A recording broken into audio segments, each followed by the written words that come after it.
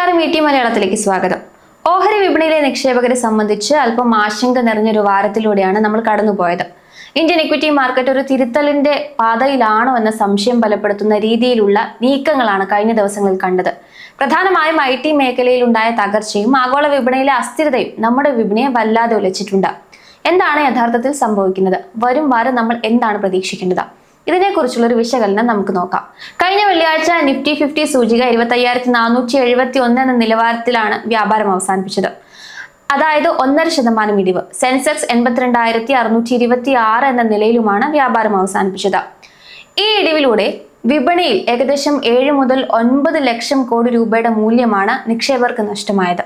American AI കമ്പനിയായ Anthropic പുറത്തിറക്കിയ പുതിയ ഓട്ടോമേഷൻ ടൂളുകൾ ഇന്ത്യൻ IT കമ്പനികളുടെ ബിസിനസ് മോഡലിന് വലിയ ഭീഷണിയാണെന്ന വിലയിരുത്തലുകൾ നിക്ഷേപകരെ പരിഭ്രാന്തരാക്കി. ഇത് IT ഇൻഡെക്സിനെ മാത്രം കഴിഞ്ഞ വാരം 8.2% ഇടിവിലേക്ക് കൂപ്പുകുത്തിച്ചു. വിദേശ നിക്ഷേപകർ വെള്ളിയാഴ്ച മാത്രം 7,395 കോടി രൂപയുടെ ഓഹരികളാണ് വിറ്റഴിച്ചത്. അമേരിക്കൻ ഫെഡറൽ റിസർവ് ബാങ്ക് പലിശ നിരക്ക് കുറയ്ക്കാൻ വൈകിയേക്കുമെന്ന സൂചനകളാണ് ഇവരെ ഇതിന് പ്രേരിപ്പിച്ചത്. അമേരിക്കൻ ടെക്നോളജി സൂചികയായ നാസ്ഡാക്ക് നേരിട്ട തകർച്ച Indian IT ഓഹരികളിലെ TCS, Infosys, Wipro എന്നിവയെ സാരമായി ബാധിച്ചു. ഇവയിൽ പലതും 52 ആഴ്ചയിലെ താഴ്ന്ന നിലയിലേക്ക് കൂപ്പുകുത്തി. വരുന്ന ആഴ്ച അമേരിക്കൻ ഫെഡറൽ റിസർവിന്റെ പോളിസി മീറ്റിംഗ് മിനിറ്റ്സ് പുറത്തുവരും. ഇത് ആഗോള വിപണിയുടെ ഗതി നിശ്ചയിക്കും.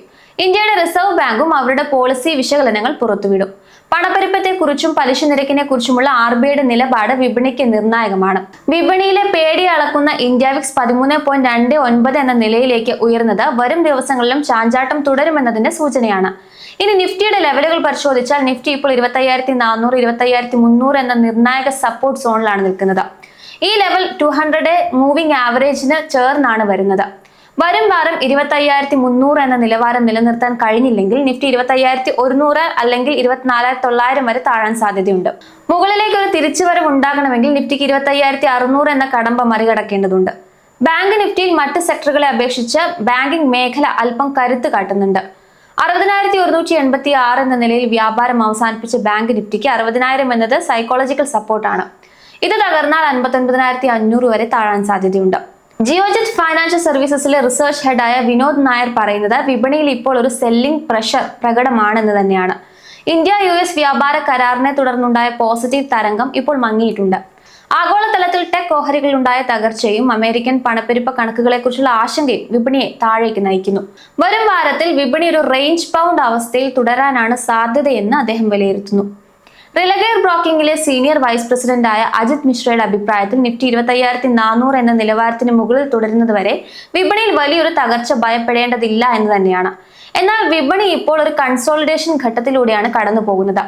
ഓരോ സെക്ടറിനെയും പ്രത്യേകം നിരീക്ഷിച്ചു വേണം നിക്ഷേപം നടത്താനെന്നും അദ്ദേഹം പറയുന്നു.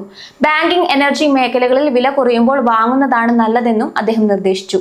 കൊട്ടക് സെക്യൂരിറ്റീസിലെ ടെക്നിക്കൽ റിസർച്ച് വൈസ് പ്രസിഡന്റായ അമോൾ അത്താവാലെ വിപണിയുടെ സാങ്കേതിക വശങ്ങളെ കുറിച്ചാണ് സംസാരിച്ചത്. നിഫ്റ്റിക്ക് 25,600 എന്നത് ഒരു താൽക്കാലിക റെസിസ്റ്റൻസ് ആയി അനുഭവപ്പെടും. എന്നാൽ വിപണി 25,350 അല്ലെങ്കിൽ 25,300 എന്ന നിലവാരത്തിന് താഴേക്ക് പോയാൽ ഇപ്പോഴുള്ള അപ് ട്രെൻഡിന് അത് വലിയൊരു തിരിച്ചടിയാകും. താഴേക്ക് പോയാൽ 25,100 വരെ നിഫ്റ്റി എത്താൻ സാധ്യതയുണ്ടെന്നും അദ്ദേഹം നിരീക്ഷിക്കുന്നു. മോത്തിലാൽ ഒസ്വാളിലെ വെൽത്ത് മാനേജ്മെന്റ് റിസർച്ച് ഹെഡായ സിദ്ധാർത്ഥ് ഗേംക പറയുന്നത് വിദേശ നിക്ഷേപകരുടെ തിരിച്ചുവരവ് വിപണിക്ക് നേരിയ ആശ്വാസം നൽകുമെന്നും മൊത്തത്തിലുള്ള ട്രെൻഡ് ഇപ്പോൾ സമ്മിശ്രമാണ് എന്നുമാണ്. അമേരിക്കയിലെ തൊഴിൽ കണക്കുകളും പലിശ നിരക്കിലെ മാറ്റങ്ങളും വിപണിയിലെ വരും ദിവസങ്ങളിൽ സ്വാധീനിക്കും. Q3 ഫലങ്ങളിൽ പുറത്തുവരുന്ന സാഹചര്യത്തിൽ മികച്ച പ്രകടനം നടത്തുന്ന കമ്പനികളിൽ ശ്രദ്ധ കേന്ദ്രീകരിക്കാൻ അദ്ദേഹം നിക്ഷേപകരോട് നിർദ്ദേശിക്കുന്നു.